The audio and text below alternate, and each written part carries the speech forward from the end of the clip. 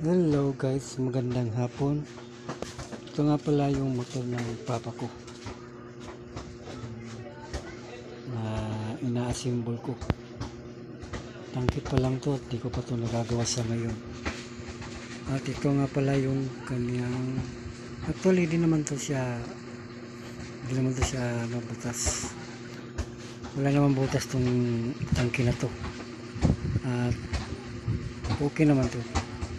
Kaso nga lang, dahil sa katagalan, na kalawang na nga lang. Kaya pipinturahan ko siya, babaguhin. At itong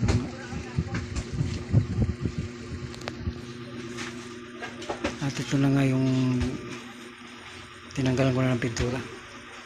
Ginamitan ko siya ng yung pangkan sa pintura, pang bakbak. At yan, minasilya ko na. Yan. At saka mamasilyahin ko pa rin yan. At ito na. Yan na na primer. At hindi ko pa na masilya. Papasilyahin ko pa. Yan yung motor ng papa ko.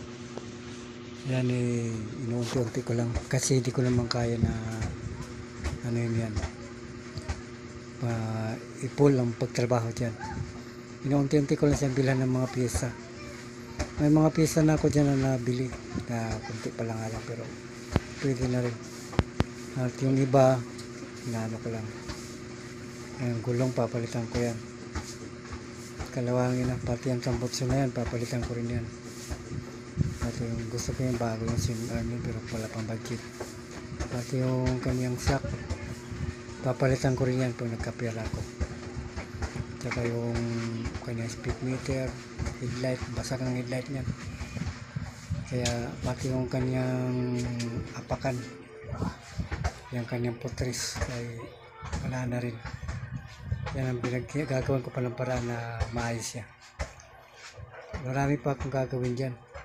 Sana matapos ko yan at lang mapatakbo ko. At ito ang kanyang swing arm. Ito ay pansamantala ko muna ikakabit. At hanggang dito na lang sa susunod na paggawa ko nito.